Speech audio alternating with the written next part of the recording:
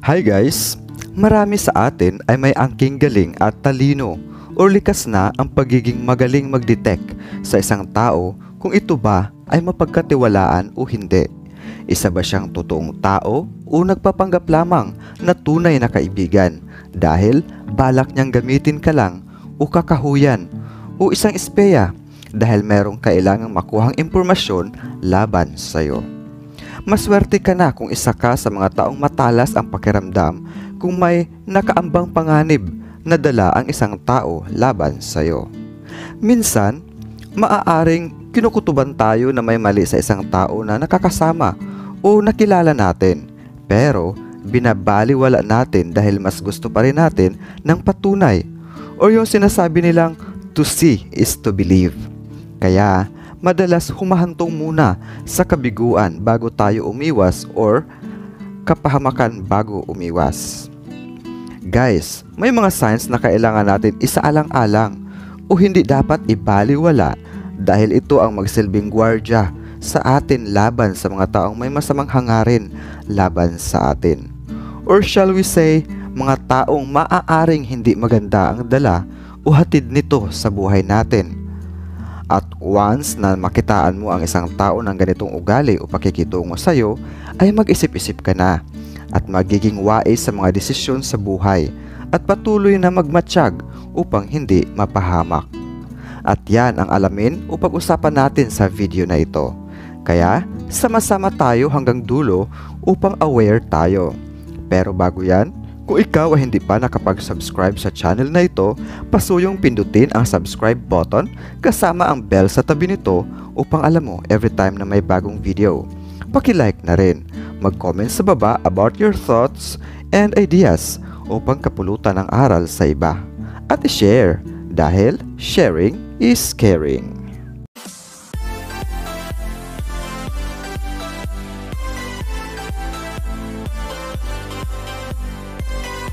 Welcome back to Nudsham TV 1. This is CJ, a content maker.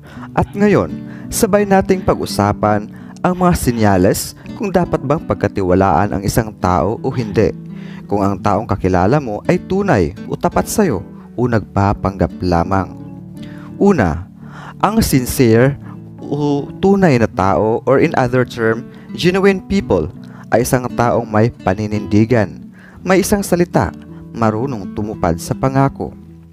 Palaging ginagawa ang lahat para lang tuparin ang mga binibitiwang pangako nila sa isang tao. They always try their best to live up their promises. Sila yung klaseng tao na marunong makonsensya once na hindi nagawa o natupad ang pangako nila sa isang tao. Marunong magpapahalaga sa isang tao na nakausap o napangakuan. Samantalang, ang fake o mapagpanggap na tao ay napakadaling magbitiw ng pangako, ngunit karamihan sa pangako ay napapako. Fake people are those who make commitments easily but seldom keep them. Yung tipong madaling magbitiw ng mga pangako, pero bihira lang tuparin ang mga ito. Number 2, ang taong mapagkatiwalaan ay hindi attention seeker. Yung tipong hindi nila priority na magustuhan mo. They don't try to make people like them. Ang mahalaga sa kanila ay tanggap mo sila sa kung ano at sino sila. Hindi sila nagpapanggap para lang magustuhan mo. Ang fake people ay gagawin ang lahat para magustuhan o makuha ang atensyon ng lahat. Sila yung handang magpaka-plastic para lang mapaniwala ka o makuha ang loob mo. Pag gano'n ang isang tao, mag-isip-isip ka na at dapat mapagmatsyag ka dahil may hidden agenda sa iyo ang mga yan. May mga tao o bagay o pagkakataon na sa sobrang ganda sa pakiramdam o maganda ang offer na halos hindi nakapanipaniwala or shall we say, it's too good to be true. Ayun ang mapanglinlang. Kung napansin nyo sa mga scammer, ay puro magaganda ang bibitiwang salita para lang makuha ang matamis mong oo. Kaya dapat wais at talasan ang pakiramdam, huwag aanga-anga. Number 3, ang tunay na tao or ang taong tunay ang intensyon o malinis ang intensyon sa'yo ay hindi puro kayabangan o hindi mapagmayabang, hindi mapagpanggap. Lumalaban sila ng patas. Hindi nila dinadaan sa pagyayabang upang makuha ang loob o tiwala mo. Ginagawa lang nila ang tamang hakbang na walang panglilinlang. Samantalang ang mga fake people ay gagawin ang lahat na pagyayabang upang mabitag ka o maakit ka. Lahat na style ng pagpapanggap ay gagawin upang magtiwala ka para mapasok nila ang mundo mo. Number 4. Ang taong may puso ay napaka-appreciative sa nagawa ng iba. Masaya sila at humahanga sa narating ng iba. Hindi inggitero or inggitera, hindi ugaling crab na hihilahin ka pababa. Ang taong mapagkatiwalaan ay tutulungan kang umangat sa buhay. Kabaliktaran naman ito sa mga plastic na tao dahil hindi sila natutuwa once na may achievement ka sa buhay. Ayaw nila na umangat ka dahil takot sila na malamangan. Kaya gagawa ng paraan upang pabagsakin ka. Genuine people admire others and often praise others. Fake people criticize others to make themselves look great. Ang taong may malasakit ay walang pinipiling tao na irerespeto. Number 5. Kundi pantay-pantay ang respeto sa lahat.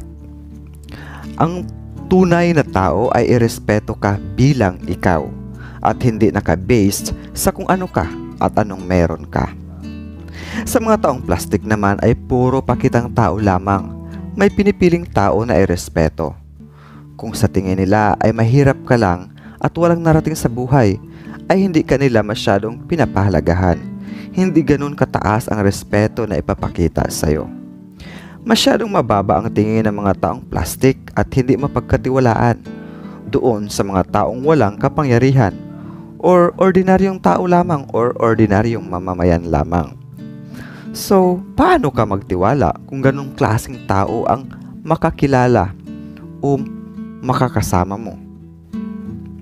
Number 6. Matulungin sa lahat ng panahon ang taong tunay na mapagkatiwalaan dahil sila yung klaseng tao na may puso. Handa silang tumulong sa isang tao dahil yun ang gusto nila at hindi udyok ng pangangailangan. Hindi naghahangad ng kapalit sa bawat tulong na binibigay. Pagdating naman sa mga plastic na tao, ay mabait at matulungin lamang sila sa isang tao pag may kailangan sila. Kung sa tingin nila ay wala silang mapapala sa'yo, ay hindi ka nila tutulungan kahit kaibigan ka pa nila at kahit may kakayahan pa silang tumulong dahil nga iniisip nila na wala ka namang maibigay bilang kapalit sa tulong nila. Ang taong tunay na may pagpapahalaga sa'yo ay handa kang tulungan. It's either physically or emotionally kung hindi ka man kayang tulungan financially. Number 7. Ang totoong tao na may malasakit sa'yo ay sinasabi nila sa'yo ang mga bagay ng harap-harapan kung ano ang pananaw nila sa isang bagay na may kinalaman sa'yo. Kakausapin ka ng maayos at mahinahon na may kasamang payo upang mapabuti ka dahil nga mahalaga ka sa kanila. Ang taong plastic naman ay puro magaganda lang ang sasabihin sa'yo. Oo lang ng oo kahit hindi nila gusto. Ngunit pagtalikod mo ay imarites ka na sa iba at puro paninirampuri na ang ibabato laban sa'yo. Kaya dapat mapagmasid, mapagmatsyag at talasan ang pakiramdam sa taong makakasalamuha. Sana nakatulong sa'yo ang topic natin ngayon. Thank you and until next video.